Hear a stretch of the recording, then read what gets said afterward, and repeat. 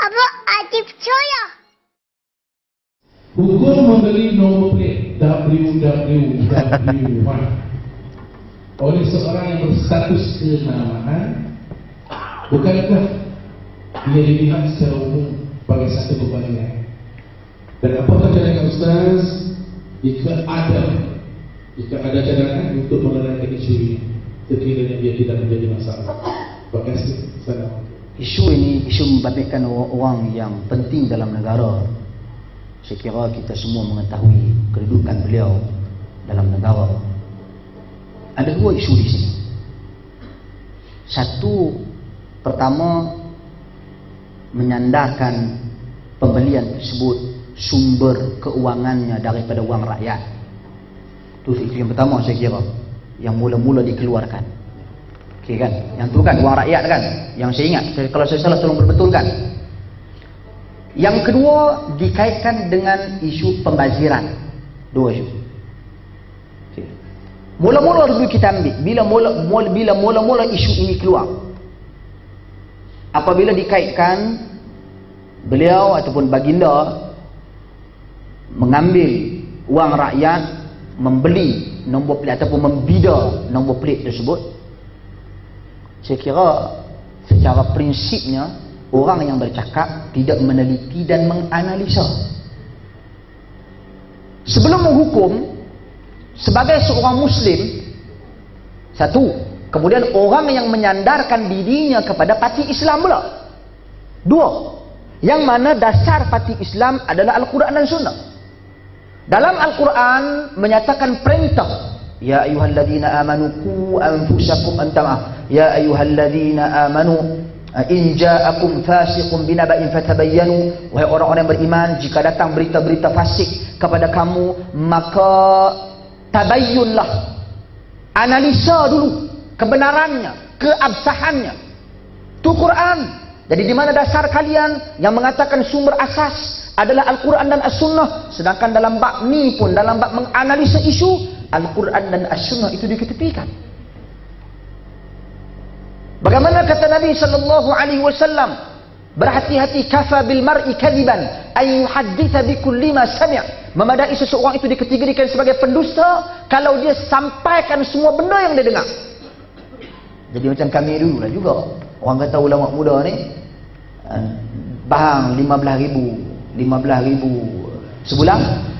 Lepas tu duduk cokoh, kerajaan kata benda ya belaka. Bila orang tanya dia kata apa? Dia kata dengar khabar. Dengar habaq tu hang ulas tu hebat. Dengar habaq betul ke tak tahu. 15 hari sebulan tak mai dalam kawi. Itu pun satu sebaran tanpa analisa. Macam tu juga dalam isu ni. Dan isu ni lebih besar. Sebab kita bercakap tentang orang yang ada kedudukan dalam masyarakat. Orang yang institusinya sangat penting untuk mempertahankan agama dan bangsa dalam negara ni. Jadi di mana kalian analisa isu? Mana? Tak praktik dulu. Yang lebih menyedihkan, ada orang yang berlatar belakangkan agama. Berlatar belakangkan agama. Yang tinggi pula tu, mantan mufti negeri tertentu juga turut mengulas isu ini. Makan duit rakyat apa semua ni. Kemudian bila orang kata, bila sultan sendiri ataupun bila baginda sendiri menyatakan bahawasanya ini duit saya membidanya dengan wang saya sendiri untuk kerajaan, bagi balik ke kerajaan, maka mula beliau memutarkan perbincangan, mengalih perbincangan kepada yang tu saya tak tahulah, yang tu mungkin saya tak tahu.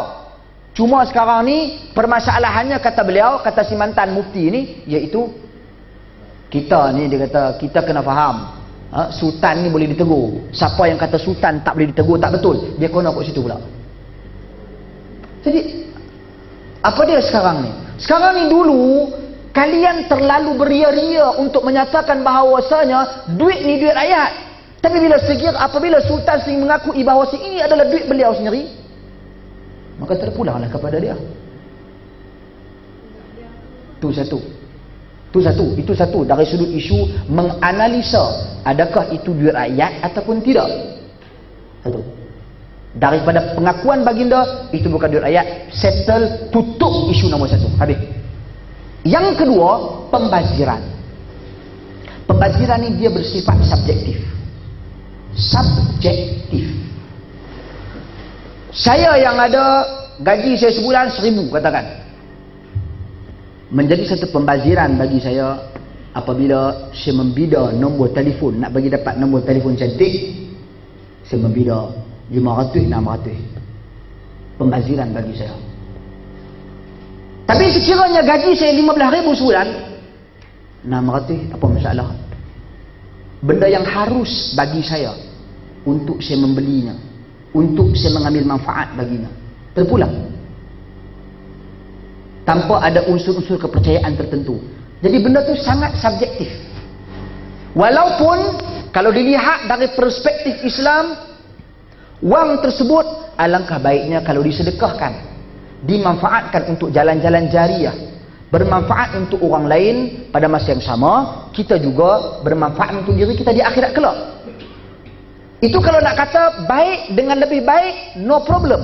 Tapi kalau kita nak kata haram dengan halal, itu hal yang perlu dirincikan. Kalau nak katakan wang 500,000 ke berapa ke untuk membida ni lebih baik diberikan kepada benda-benda yang bermanfaat, okey, no problem, tak ada masalah.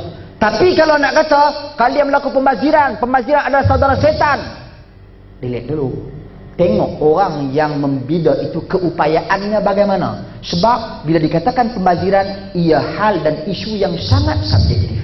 Al-Imam Al-Laits ibn Sa'ad, seorang tokoh yang masyhur, imam ulama fiqh yang masyhur, yang mana mazhab dia ni, mazhab dia hilang disebabkan anak murid dia tak agresif menyebarkan mazhab dia. Al-Imam Al-Laits ibn Sa'ad, dia buat rumah bapak besar. Bapak besar ni yang bami tahulah bapak besar, maknanya rumah dia tu besar. Rumah dia besar, orang kata dekat dia, wahai imam, pasti faham buat rumah macam ni, apa sebab buat rumah kecil-kecil cukup lah. Apa dia kata? Atuharrimu nama ahallallahu liya? Adakah engkau nak mengharamkan apa yang Allah halalkan untuk aku? Kau suruh aku ni duit aku, rumah aku halal, apa masalah? Kalau apa nak kata aku membazir, perlu teliti, adakah aku ni berkemampuan ataupun tidak. Sebab itu bila Nabi SAW ditanya oleh sahabat tentang kibir, sombong, sahabat tanya Nabi, ya Rasulullah, tentang sombong, adakah orang yang pakai kasut baru tu sombong? Adakah orang yang pakai baju baru tu sombong? Kata Nabi SAW, tidak. Tak, itu bukan semestinya sombong, kata Nabi SAW. Sombong yang dimaksudkan, kata Nabi, batarul haq wa ghamtun nas, tolak kebenaran dan merendah-rendahkan manusia lain. Itu ciri-ciri sombong. Adik-beradik dan penyakit setan. Jadi ini saya katakan perlu dirincikan. Okey. Habis dua isu. Satu lagi kita boleh tambah, iaitu apabila kita melihat sepatutnya mungkin bagi kita wang tersebut boleh digunakan untuk jalan yang lebih baik seperti bersedekah. Saluran untuk kita menegur, memberi pendapat, memberi cadangan bagi orang yang ada kedudukan seperti itu, di mana dan bagaimana salurannya. Adakah di khalayak umum? Sudah pasti akan menimbulkan pelbagai spekulasi, pelbagai pandangan, pelbagai tumahan, pelbagai andaian dan persepsi. Sedang Nabi di dalam hadis pun membezakan nasihat kepada pemimpin dengan nasihat kepada orang awam. Bila Nabi menyatakan ad-dinun nasihah, agama itu adalah nasihat. Nasihat adalah iradatul khairil mansuh. Nasihat itu maksudnya adalah nak kebaikan bagi orang yang dinasihati. Bila sahabat tanya Nabi, liman, untuk siapa nasihat? Kata Nabi, untuk Allah, untuk kitabnya, untuk rasulnya, untuk pemimpin Islam dan umat Islam umumnya. Membezakan antara nasihat kepada pemimpin Islam dan nasihat orang awam. Jadi mesti di sana ada perbezaan kaedah dan cara kita memperbetulkan. Bukan kita nak kata semua betul, tak. Cuma bila kita berhadapan dengan kewajipan mempertahankan institusi tersebut, disebabkan institusi tersebut dalam perjanjian yang termeterai bertanggungjawab mempertahankan hak-hak agama yang paling penting sekali, kemudian hak-hak bangsa kita. Jadi kita kena fikirkan secara waras, rasional, relevan, berlandaskan Al-Quran dan As-Sunnah untuk menyelesaikan isu-isu yang seperti ini. Wallahu a'lam.